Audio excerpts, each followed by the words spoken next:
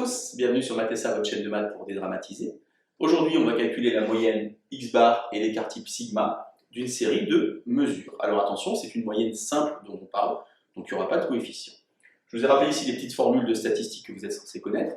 X bar égale 1 sur n somme des ni xi. Alors ici, puisque c'est une moyenne simple, chaque ni vaudra 1, comme ça on est tranquille. En dessous, donc, nous avons la notion de variance. Alors c'est une notion qui est assez compliquée. La variance, c'est la moyenne des écarts à la moyenne au carré. Ça permet d'évaluer la dispersion des valeurs autour de la moyenne. Pour ramener la bonne unité, il y a l'écart type sigma qui est la racine carrée de la variance, puisqu'évidemment ici c'était au carré, donc en prenant la racine carrée, on revient à la bonne unité. Alors deux exemples avec du contexte pour comprendre comment ça fonctionne. Un exemple en mathématiques avec des rugbyman. Donc j'ai pris les 8 joueurs d'une équipe de rugby, la mêlée, les avants comme on dit. Et donc j'ai regardé leur poids, j'aimerais bien trouver leur moyenne, le poids moyen de ces joueurs, ainsi que l'écart type. Donc 92 kg, 102 kg et ainsi de suite. Et puis en dessous, j'ai, avec une expérience, évalué la vitesse du son dans un milieu adapté. Donc j'ai trouvé des mesures, 347 mètres par seconde, 340 mètres par seconde et ainsi de suite. Et donc je voudrais trouver pareil la moyenne et l'écart type. Nous verrons tout à l'heure qu'en physique-chimie, l'écart type est l'écart type expérimental, qui est un petit peu différent de l'écart type de mathématiques. Alors on va regarder donc sur la calculatrice. Donc on prend notre calculatrice là-bas et on regarde donc, on va donc dans statistiques et on va déjà commencer par rentrer les valeurs de la série donc pour ces rugbyman. Donc vous allez dans stats, éditer, on rentre la première valeur, attention on ne va pas tout en haut dans le L1, on rentre dans L11, bien le premier, 92 et ainsi de suite. Alors c'est pas nécessaire de rentrer les valeurs dans l'ordre croissant, vous les rentrez dans l'ordre dans lequel elles apparaissent. Cependant, je vous montrerai juste après si vous voulez, on peut les mettre dans l'ordre croissant si ça vous fait plaisir. Il y a une petite fonction sur la calculatrice qui permet de trier les valeurs dans l'ordre croissant ou décroissant. Donc je continue à rentrer mes valeurs, donc j'en suis ici, 105, 101, puis 98. Si j'ai une grande liste de nombres, j'ai un moyen de vérifier que j'en ai pas oublié, puisque vous voyez en bas, il y a marqué L18, et donc c'est 98, ça me rassure, donc je suis sûr d'avoir rentré mes 8 valeurs. Une fois que j'ai fait ça, donc je vais appuyer, puisque je vous l'avais promis, sur Stat pour trier mes valeurs. Vous voyez, sur le ligne 2, tri A, donc tri de manière croissante, vous faites ça. Et donc, il faut aller chercher L1, la liste 1. Vous appuyez donc sur seconde 1, qui va donc vous écrire L1. Et la calculatrice vous dit que c'est bon, elle a fait son boulot, elle a trié les valeurs dans l'ordre croissant. On retourne donc dans Stat, on vérifie que c'est bien trié dans l'ordre croissant. Et maintenant, en allant dans Stat, on va aller faire les calculs. Donc, vous appuyez sur Stat, calque, tout en haut. Et vous avez statistique à une variable, qui veut donc dire qu'on va faire une moyenne tranquille, simple.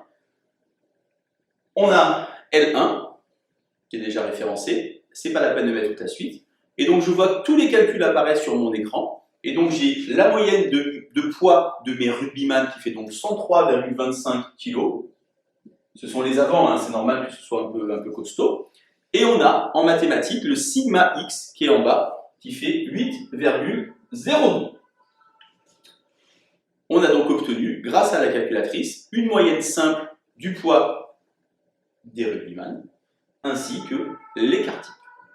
On va maintenant se préoccuper de ce qui va se passer pour nos physiciens, avec la deuxième capture d'écran, l'enregistrement de l'écran, que je vous présente ici. Alors on regarde ça, donc vous voyez déjà que dans votre calculatrice, il y a déjà une liste qui est rentrée, c'est celle de mon exemple d'avant.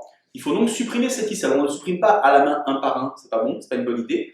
On va dans efface list, vous voyez, quatrième, efface list, et là vous allez écrire L1, comme tout à l'heure, et vous allez donc supprimer la liste 1. Une fois que vous avez fait ça, la calculatrice donc vous dit qu'elle a fait son boulot, et quand vous retournez dans le menu Stats, eh bien vous voyez que vous n'avez rien. Alors je vous propose une autre façon de rentrer la liste, cette fois-ci, plutôt que d'aller dans Stats, on va rentrer la liste un par un. Alors il faut aller chercher l'accolade. L'accolade elle est située au-dessus du 7 ou du 8, mais en bleu, vous voyez. Et donc vous rentrez vos valeurs comme ça, en les séparant par une virgule. Donc 347, virgule, 340, virgule, et ainsi de suite. Et c'est une autre façon de rentrer une liste. Et on va utiliser une touche sur la calculatrice, qui est la touche STO, qui est la touche tout en bas à gauche sur votre calculatrice. Ça vous permet en fait de stocker une valeur ou une liste dans une liste. En l'occurrence, quand on aura rentré toute notre liste en fermant bien par une accolade, eh bien on appuiera sur STO L1, et je vous rappelle que pour aller sur L1, il faut faire seconde 1. Vous voyez que le petit L1, il est écrit en bleu.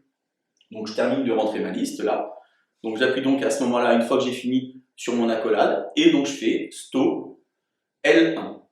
Elle me dit qu'elle a fait son boulot, elle a rentré les valeurs dans la liste. Quand je retourne dans Edit, je me rends compte maintenant que j'ai mes valeurs qui sont rentrées, elles ne sont pas dans l'ordre, ce n'est pas grave, elles sont toutes rentrées, et quand je descends en bas, je vois bien que j'ai L1 10, ce qui veut dire que j'ai rentré mes 10 valeurs, il n'y a pas de problème. Maintenant, je vais donc calculer, comme tout à l'heure, statistique une variable, calculer, L1 est déjà rentré, la fréquence je ne mets rien, je descends, et donc j'obtiens la moyenne pour ces 10 expériences, la moyenne de la vitesse du son, donc j'obtiens un résultat qui est de 342 mètres par seconde, d'accord?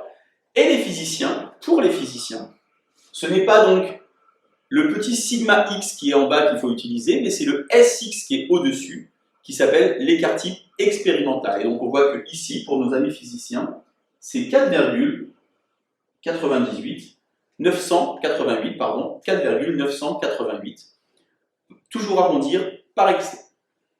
Allez, bonne journée, à bientôt sur Matessa.